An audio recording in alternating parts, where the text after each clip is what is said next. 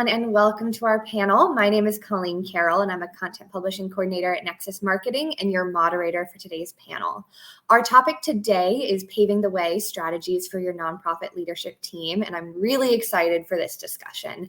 And as usual, before I introduce our panelists and we jump into this fascinating topic, I do have some very quick logistics to cover. NXUnite, made in partnership with Nexus Marketing, is a new online community resource for the mission-driven industry. The NXUnite mission is to make introductions that lead to lasting relationships and serve as a hub of connection in the mission-driven sector. As you saw in our video on NXUnite, you can find upcoming industry events, suggested influencers to follow, trusted solutions, cause-driven podcasts, and of course, panels with experts such as these lovely folks here with me today. Today's hour-long panel will include time both for questions curated by my team and questions from you all, our fantastic audience. At any time during the panel, please feel free to submit your questions via the questions tab or drop them in the chat. And if you're having any technical difficulties or have any kind of logistics questions, please reach out to my team member, Anton, who is in the chat under the NXUnite team username, a little bit in disguise, and he will do his best to assist. Before I introduce our panelists, I do want to thank everyone attending live, as well as people who are watching the recording, whether tomorrow or months in the future. Really excited to be in touch with you all, the mission-driven community. For those of you who've already registered, I had a great time looking through the registration list, seeing all the different organizations represented, and all the fantastic missions you're working on. So really excited to be in touch with you and have you all get to hear from these fantastic panelists. As I mentioned, the panel is being recorded and it will be accessible. For those of you registered, you will receive it in your email inbox as soon as this session is over. So even if you attended live, you can watch the recording again. People can also continue to register after the panel. So if you have a friend in the industry who you're like, they need to hear this panel, you can share the registration page even after the panel is over and they'll be able to access the recording. All right, I'm going to jump right in and start introducing our panelists. First, I'd like to introduce Andreena Sawyer, president of Perk Consulting. Andreena is the president of Perk Consulting, an advisory firm for small to mid-sized nonprofits and businesses, and the founder of McWen, a network for women of color entrepreneurs. Originally from Freetown, Sierra Leone, she and her family moved to the United States when she was 9 years old due to civil war that left thousands of families forever scarred. She now credits her family's move during the war for her interest in human triumph and perseverance. She has since actively worked to mobilize and empower others. In addition to her work with entrepreneurs and nonprofits, she is the author of several books, including The Misadventures of a New Entrepreneur, 5 Things They Won't Teach You in Business School. Great to have you, Andreena. We also are hoping to have Tino Mantella joining us, having some technical difficulties, but hopefully he will be here soon. Tino has over 30 years of experience leading companies in the nonprofit and for-profit space. He has been the president and CEO of some of the most prominent nonprofits in the USA. He has a passion for strategy and how a great plan can propel organizations to new heights. His expertise revolves around human services, health, and technology. And we have Patty Schutte, CEO, founder, and principal coach at Be Brilliant Presentation Group. Patty is a presentation design and delivery expert. She has over a decade of experience coaching hundreds of professionals in various situations where exceptional presentation skills are needed. Keynotes, tech talks, conferences, corporate internal and external meetings, webinars, sales presentations, social media, and more. She is passionate about building business leaders into brilliant presenters and helping you to overcome your uncertainties, stop leaving your presentations to chance, and magnify your ability to lead, influence, and make a lasting impact. Great to have you, Patty. All right, I will get us started with our first question. Again, hoping to have Tino joining us soon. Patty, I'm going to have you start us off. What are some important qualities that can contribute to a strong leader in the nonprofit world? Well, thank you. Great to be here, Colleen. Contribute to a strong leader in the nonprofit world. I think influence is really important, because there's a lot of nonprofits, there's a lot of noise, there's a lot of overlap sometimes in missions. And so how do you, just like myself as a presentation coach, how do I really make myself stand out in my niche? How do you do that in your nonprofit? Which then turns to how intentional and how purposeful are you in each of your opportunities that you have to communicate? Is that an email? Is that an internal presentation, an external presentation? and to really be thinking strategically every opportunity you have to engage with your internal and external worlds, or even your networks on social media, that you're really thinking about your differentiation factor and your intent and your purpose every single time you have an opportunity to contribute or communicate. Fantastic. Thank you for starting us off. All right, Andreena, I'm going to ask you a very similar question. What qualities can contribute towards building a strong leadership team? Well, thank you again, Colleen, for having me on. And I totally agree with Patty. I think influence obviously leads to a lot of good things. But for me, I think the top two qualities would be clarity and a healthy culture. I think in order for a leader to have a really strong team, there needs to be a clarity with the mission, the vision, your strategies, and just overall where the organization is going. I think both of those things, both influence and clarity, contribute to having a healthy culture. And I think, good leaders produce other good leaders, and that only happens within a good and healthy culture. Definitely. All right, we're off to a great start. Our next question really has to do with kind of effective delegation and structuring of our teams. So Andreena, I'm going to have you start us off on this one. What are some best practices that nonprofit leaders should keep in mind to kind of effectively delegate activities and keep things streamlined?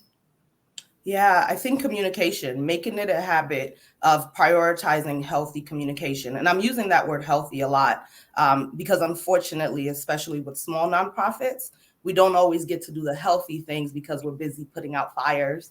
But I think streamlining communication is extremely important. And for a lot of organizations, that looks like streamlining or engaging a platform, utilizing a platform like a task management, a project management. When people, especially in this remote climate that we're in, are able to work autonomously and independently, but there's clarity with what they're supposed to do, I definitely think communication helps with delegation. And then again, just an open culture where feedback is welcomed. Again, there's a clarity about what people need to be working on, the timelines, the deadlines. If people need additional support, they have the freedom and the leeway to ask questions about their task. I think, all of those things are helpful. Definitely. Patty, I'm going to have you take us in a slightly different direction. How can leaders effectively communicate their vision to their team members and their supporters? Yeah, well, everything Andreena said is correct. Healthy, that's I think a word that I see. I work with nonprofits a lot, and especially the smaller they are, sometimes I feel like they're taking on so many multiple hats at once. And so being able to effectively communicate that vision, I look at it from a perspective of, as you are communicating, pause a moment to think, what is that audience that this communication is going to? Is it going out to the masses? Okay, then what do I want them to most remember about this particular piece of communication? If it's going out to a smaller subset, what should that communication? So it's sometimes just taking a deep breath and relaxing and thinking about, okay, before I hit send on this, or as I'm writing a certain presentation, or as I'm getting ready to maybe have a meeting with stakeholders, who's my audience? What do they most need from me right now? Or what are my needs? What are the results I'm trying to achieve? And just take a pause to think about what's the best way to do that. And be purposeful, kind of like I said earlier, but be purposeful about maybe some word choices you would make. They may be different to stakeholders than they would be from an internal perspective, and being purposeful about how that looks and how that morphs. So you're communicating your vision in a way that meets that particular moment, because every moment needs a little bit different words, or maybe it needs a little bit different key step that needs to happen at the end of your engagement with them. Or, maybe there's an emotional feel that differs. Maybe from an internal perspective, you need to be more of a cheerleader and help that healthy culture, because that's the intent when you're sharing your vision. So your word choice would be different. Maybe if you're talking with somebody who you need to be more desperate, because you need to be like, we need to fund this, and we need your donations now because this is what is at stake. And so that vision that you would be communicating would have a different word choice and a different emotional feel behind what you're saying. So just be very mindful of who your audience is as you choose your communication style and word choices would be my recommendation on that question, but a great question. Thank you. Do you have any suggestions, a little bit of a follow-up for how to identify when it's a little bit murkier about which direction should go, or finding a middle ground between those kind of two different sides? That comes down to audience research and to really think about, in every opportunity I have to communicate vision, who is the audience? You know, who are they personally, but who are they professionally? And just take a few, you don't have to take a long, lengthy research process, but even just to take 5, 10, 15 minutes to think, who's going to be in my audience? Who are they professionally? Who are they personally? You know, with what I'm about ready to communicate to them, how will this impact them? And then maybe what would be their biggest challenge? Are they going to be like, you know, are they going to cross their arms and what about ready to say? Or are they going to be more open-ended? And think about what their biggest challenge might be that you're about ready to communicate with your vision. You know, for example, if it's an internal communication, you're getting ready to do change management, or you're maybe going a different direction. You might need to be very purposeful on what is that challenge. And so I really encourage to think about your audience. Hey, Tina, I'm glad you could join. But just to wrap up, Colleen. I'm glad to join. Sorry. No, you're good. You're good. Glad you could join us. But yeah, to wrap up, to really where it comes down to where I make that decision on what direction I go, it really is how much time it's how well do I know that audience, and then also what I'm trying to achieve. So do the time to think about your audience. Take the time to be good intent and purpose behind what you're trying to achieve, and then figure out what's the best way to match those two up. Great. Thank you. Tino, it's fantastic to have you. Thank you so much for persevering and getting on here with us today. Really glad that you could make it. I'm glad to be here. It was a little more challenge than I usually have. I'm not sure what was going on, but anyways, I'm here now. We tried like 3 computers, and I had a crew of people in here. Well, 2 people. So. Well, I'm just glad you're here. So I will get caught up in terms of our questions, because I'd love to hear some of your thoughts. So our first question that we had Andreena and Patty kind of speak to is, what are qualities that every strong leadership team should possess? So would love to hear your thoughts on that. Yeah, great. I mean, the first thing I was thinking about is culture, and I just say culture. That, you know, in today's generation, really developing that culture. And I know that's a broad word for anybody that's listening in today, but it is how you develop that, and that starts with the leader, and then it hopefully permeates down the ladder, but also if the culture is working properly, everybody's participating, everyone's engaged. The leader needs to lead by example, set expectations, and hire the right people. Oftentimes we rush the hiring process, so then you don't have a matched culture. At Turknet Leadership Group, we spend a lot of time helping with pre-hire assessments and going through a process to see if there's a match, and understanding that. I mean, a simple process we use is something called DISC, and it helps you identify like the different personalities. So in my jobs, I always would do that once a year to see how everyone related. And once you understand what makes them tick, you can work more closely with them.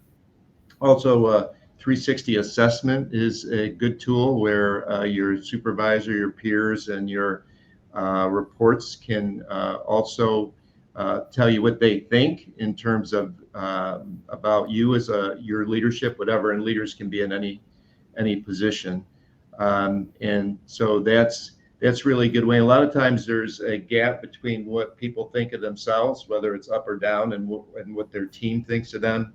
So that's important. And the last thing I'll mention is we have a model called the Turknet Leadership Model, and it talks about balancing respect and responsibility. And when I was early on in my career, The responsibility side outweighed the respect side, I have to say. And at that time, you could have a command and control type of leadership style and be successful. But today, there's more of this balance between showing empathy and emotional mastery and humility, along with having your accountabilities in terms of focusing on the whole, so that there's this balance. And we find that balanced leaders are the best leaders. And also cultures today, I'll say particularly with the younger generation, are very much purpose driven. So they're looking for a purpose beyond the bottom line. And so the culture of the organization, if it doesn't reflect on that, people will walk and find a job where it works for them. Same thing with, this whole conversation about remote work, or working in the office, but having a culture that has some type of a understanding of what the organization expects, what the people want, and then you kind of drive towards that culture. Great, thank you. You've jumped right in. Appreciate you just kind of meeting us where we are. I'm going to actually ask you one more question, then we'll be fully caught up. And that is, what should nonprofit leaders keep in mind when they're choosing particularly how to delegate activities? Yeah, one of the things I'd say is people have to remember accountability versus responsibility. So you can a lot of times make people responsible for things, but that doesn't mean you can give away your accountability. If you're accountable for a particular budget, you could have people working on that budget, but you're still taking the accountability. Sometimes in a nonprofit, and I've been nonprofit most of my career, as you mentioned, the board of directors also has that accountability to make sure that the finances are in place. The second thing is there's understanding of the role of the organization. So role of the staff, role of the board, and then the shared role. And there's a lot of books on this, a lot of information on this. Primarily the staff are doing the day-to-day delivery, the hiring of staff, the program delivery, where the board is hiring the CEO and has accountability for strategic approval and budget approval. And then there's shared things like financial oversight, strategic plan preparation. And the final thing I'll say is to keep in mind the time required as you're looking for best practices in terms of a particular project, the talent of the people, the expectation of the people. I mean, they might have an expectation when they come into the job, and there's a gap between that and the roles that they're actually in.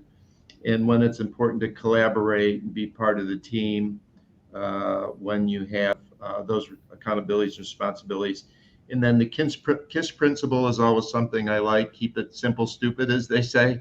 And that's where you really can articulate in a good way what the expectations are and make them measurable.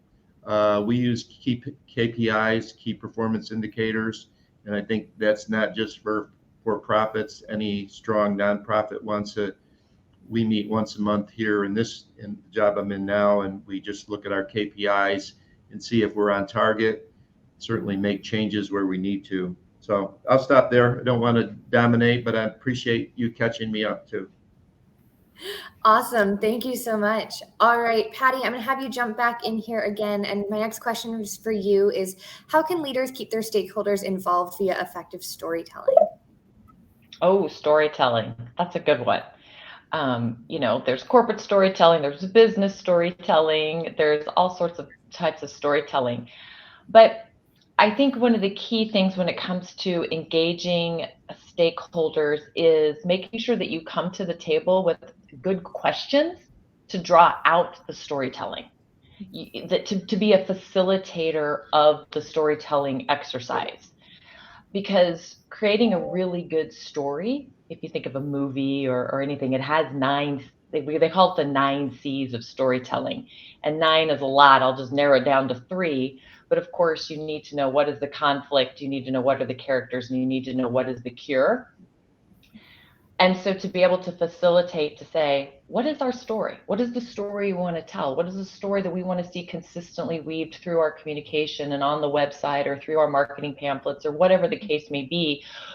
And who is this character? Marketing sometimes calls it personas. In the world of presenting and putting your best foot forward, I call it your character. What does your character look like? What do they see? What do they hear? What do they smell? What are their kinesthetic, tactile type characteristics? But then also think from a movie perspective in storytelling is what really is the conflict? And how can you escalate that conflict, or call it the Titanic? Okay, we have this conflict, but how can we escalate this conflict?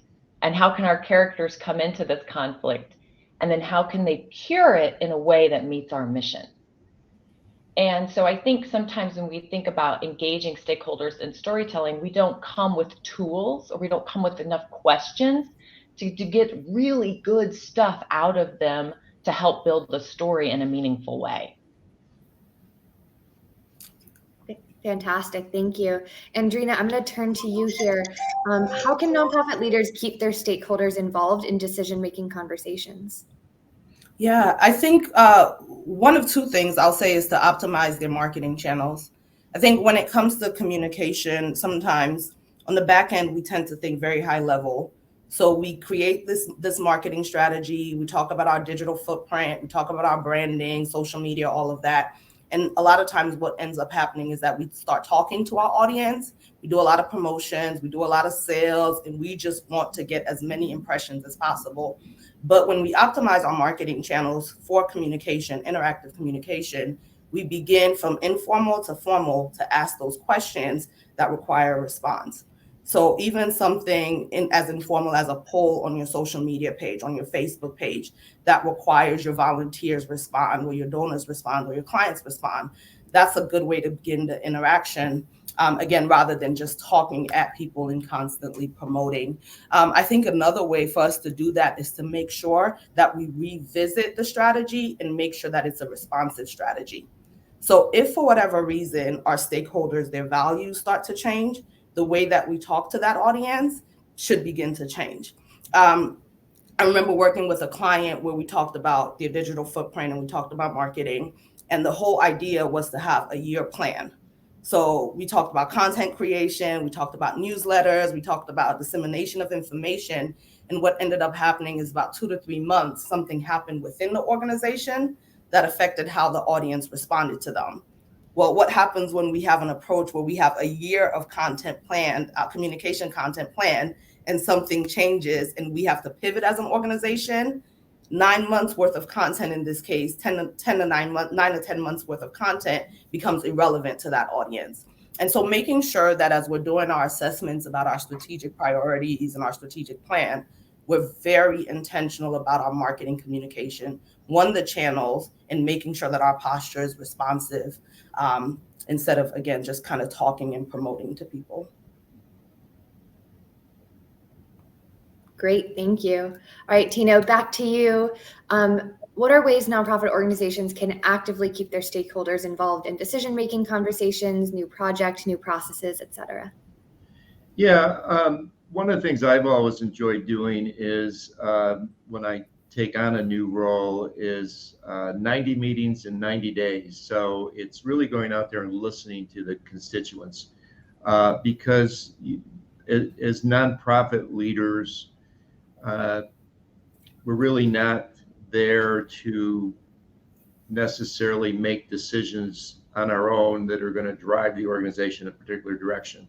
We really need to understand that. So if you come in with a base of, when I say a base, if you're talking to then your board members and your staff and community stakeholders, but when you come in with this base of information that is what people are telling you, you can then craft a direction based on that information that people are sharing, so that it's not your vision or your direction, it's a direction of the community that you're serving. And then certainly in strong nonprofit organizations, you want to have committees that align with your key strategies. And when I say committees, and for those nonprofits that are listening, particularly the smaller ones, a lot of times there's a committee of 1 or 2. That's not what I'm talking about. I'm talking about a finance committee and a marketing committee and a program committee and the kinds of things that they're working on. that has a critical mass of people that are actually participating in the decision making, talking about the direction of the organization. It's the staff's job to, and oftentimes, provide the content, the data to allow them to make an informed decision. And you have to come in, you have to do your homework. So who, what, when, where, why, how, so that there's a number of things answered. And then the final thing I'll say is that if you're going into some type of a decision-making process, whether you're going into the executive director or CEO, or whether you're going into a board of directors, you want to make sure you've somewhat counted your votes before you get in there. So by that, I mean that you've had those conversations with the leaders prior to the meeting. You may have people that are going to be presenting and pitching, if you will, the direction of the organization. So, but the main thing is that everybody has a say. People have a way to give information.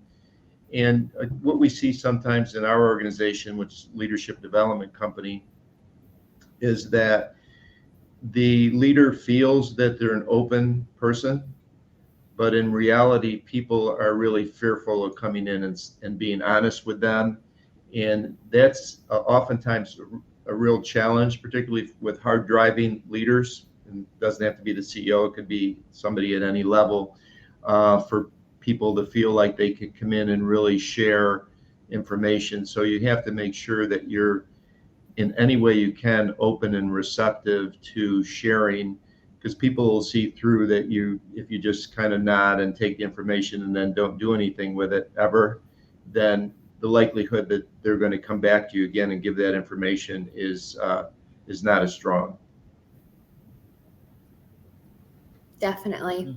All right, Andreena, I'm going to have you start us off with this next question, which is, we all know having a plan for the future is really important for continued growth and success. What strategies can help nonprofit leaders set their organization up for success, kind of looking forward? Yeah, a bit redundant, but having an actual strategic plan and not just kind of winging it when it comes to your strategy development. A good strategic plan, I like to say, kind of standard in the industry right now is 3 or 5 year plan. So making sure that it spans a substantial amount of time, not just a 90-day plan or a 1 year plan, and making sure that it's thorough enough that it covers all areas of the organization. So a good strategic plan should cover the 4 main areas, which are finance, capacity, operations, and customer. What a lot of organizations tend to do is they cast this wide net for growth. So they set these large umbrella goals, and they just figure out that we'll align the resources, we'll have the conversations, and we'll tweak as necessary. But a good strategic plan actually has smaller plans within that larger plan. So to ensure growth and success with your growth, you want to make sure that that plan is thorough. You want to make sure that you're honest about the resources that you're starting out with and what the end goal is. I've seen it where an organization has good, ambitious goals, right? And there's nothing wrong with ambitious goals, but the resources that they expect to help them support that plan or those goals, they haven't aligned. And so they were a little bit preemptive in starting out with implementing the plan, and what they should have done beforehand is probably align the right resources. So I would say having a good strategic plan, but then also to make sure that they update their SWOT frequently. Specifically, for those who are not familiar, SWOT stands for strengths, weaknesses, opportunities, and threats. But the main focus, for the sake of this question, is the S and the W, which is that strengths and weaknesses component. And the reason for that is because those two are known as what's called an internal environment assessment. And without a strong internal environment, it's really hard to work externally toward growth and to have success toward growth. And you don't need to do that at a set interval, right? So you will see it's not uncommon for an organization to evaluate their strategic plan on a quarterly basis, on an annual basis. But with the SWOT analysis, where you can see how positioned you are for success, you can do that on a monthly basis. We don't have to wait for those intervals again. But I would say if an organization is proactive about their assessments and they have a good, robust plan, I think they might be well on their way toward that growth that they want. Great, great. All right, Tina, I'm going to have you jump in here. Not-for-profits, like for-profits, have a complex set of decisions to weigh as part of planning out 1 year, 3 year, and 5 year strategies. What are the key elements that need to be considered when making this decision, and how do you track and measure the results? Just build on what Andreena said, because I think she did a nice job covering a lot of it. I do think in the past years, we used to think about 5-year plans, and I would just say that probably the world changes so fast that I would recommend more than a 3-year plan. But no matter what, it's what are the devil's in the details. So one thing I would say is a lot of times people think of the plan and then they somehow separate it from all the other things in the business. So you really need to consider you start with your mission, your vision, your goals, and then what's your annual plan? So what's your objectives? How does that tie into the budget? How does that tie into the staffing needs? How does that tie into marketing, et cetera, financial goals as well, so that you really have that. And then that should tie into the budget, and that should tie into the performance standards. So you've got to wrap around with everything tying back. So if you're looking at those KPIs, key performance indicators that I talked about before, then everything should align back to the operating plan. So we like to look at the operating plan results once a month and the KPIs once a month and make those changes as needed. A couple specific examples are, what kind of board, because nonprofits oftentimes live and die and grow or shrink based on their support of a strong board. What kind of board do you want to have? Oftentimes, boards, people try to raise a significant amount of money, but they have more of a representative board. They don't have anybody on. If it's you name the area. I used to run the Arthritis Foundation, so we would have a lot of people on our board that had arthritis, and they were great people, but they weren't necessarily fundraisers. They weren't necessarily give and get or a power board. That may be okay, but if you're saying you want to raise X million dollars, then where's that going to come from? Because usually that starts with the board. The other thing, if you do have a 3-year plan, I always like to have a 3-year staffing plan. So basically, on kind of a ladder, you'd look at, if I raise another X amount of money, here's the first position I need to hire, and here's why. So everything ties back to that staffing plan that ties back to the goals and objectives and the mission and what you're trying to accomplish. And then you have to decide on your priorities. A lot of times we in nonprofit world have so many priorities that nothing's a priority. So trying to really say, here's the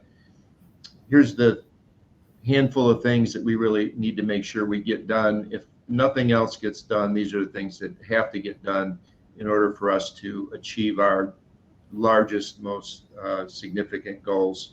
And then measure the impact you're having on people, whether it's arthritis or cancer or building homes or whatever it might be. But if there's a distance between what you're doing and how the outcomes, which sometimes really frustrates me, because I've seen nonprofits that talk about all the things they're doing, but at the end of the day, the outcome that they want hasn't changed at all. So it's like, well, there needs to be that connection as well. Great. All right. Well, I just want to encourage anyone who is logged on live, if you have any questions, follow-up questions to anything our presenters are saying, please feel free to drop it in the chat, put it in the questions tab. Otherwise, I will pull questions from the registration as well as my own questions. I could talk all day, but want to give you a chance just to ask any follow-ups. All right, Patty, I want to continue to talk about the future with you. And the question I have is, what do you see as the future of presentations for nonprofits? Ooh, that's a good one. And I'm actually going to take something that Tino said about openness when he was talking about nonprofit leaders and the importance of openness. One of the things that I always say is make sure if you are in the leadership position that you have not been unknowingly labeled an NAAP, and I call that not allowed around a presentation, which means your leadership skills, your presence, how you communicate, whether it's this type of setting or a YouTube setting or whatever that presentation setting is, that your marketing team or your internal team is like, not them, not them. And so I call them NAAPs. So first of all, make sure you're open, like Tino said, but then also make sure you're doing a good job of analyzing yourself to make sure, hey, if I'm in this leadership position, I need to make sure I have these skills. You know, my mission and my organization and the people that are behind me, like Andreena said, look, you know, who are you leading? You know, if you need to be a leader of leaders. And so that's one aspect that I think is really important always and into the future. But if I really want to think about the future, I think in the world of presenting, hybrid, you really need to get really good at engaging a live audience and a virtual audience simultaneously.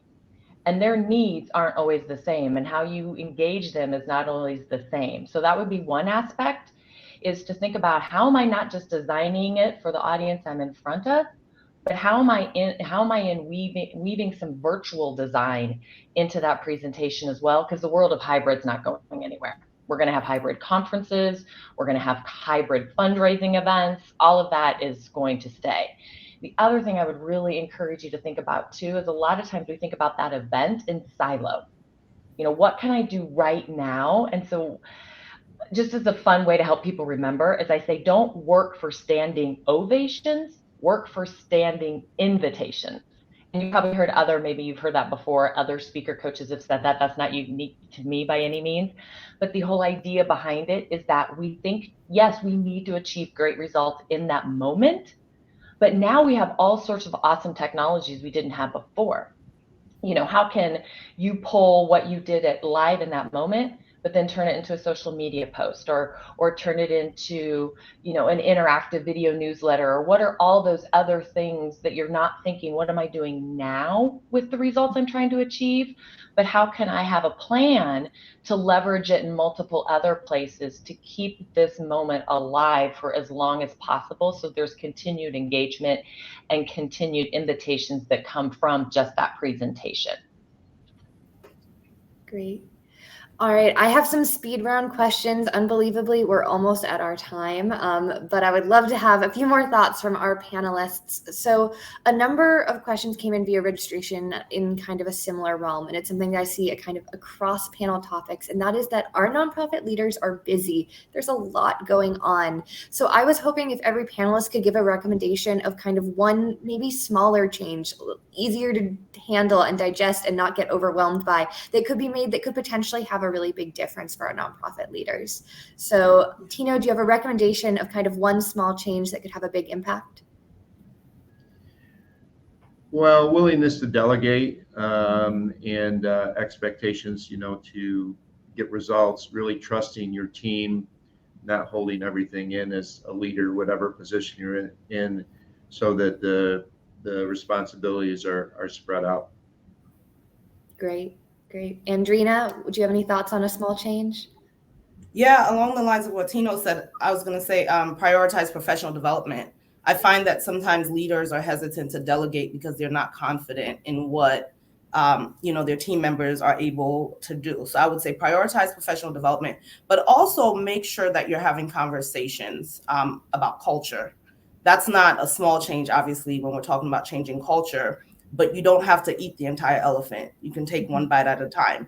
And so if we're having ongoing conversations about culture and openness and freedom and creativity, then all of a sudden, slowly, over time, we'll find that if that culture changes, we can delegate better and people are more confident, they're happier, they're producing more because they're happier, and it's all kind of connected.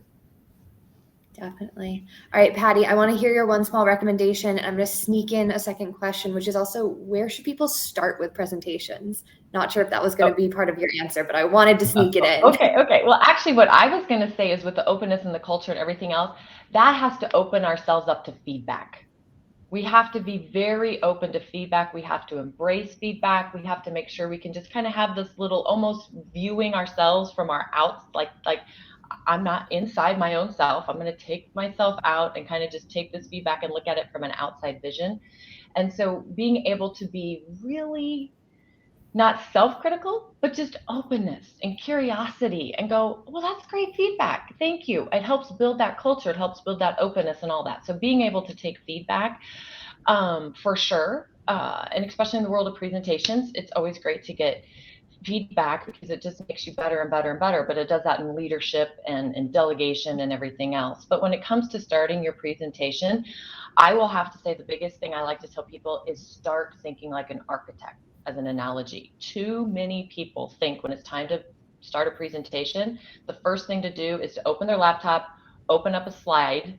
Most of the time it's slides they've already done for something else, and they take that slide deck and they just massage it and tweak it. That actually, if you think about it, that would be like an architect who's building a housing development, getting a bulldozer and just digging a hole and going. Instead, let's back up. The number one step should be, first of all, let's do a little bit of a blueprint like an architect does. An architect blueprints, what is this going to look like?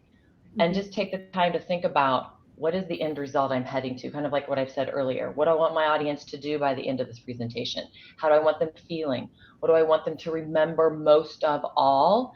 And just take an opportunity to blueprint out your presentation, even if it's old school analog with pencil, paper, outline. There's apps you can use to help outline.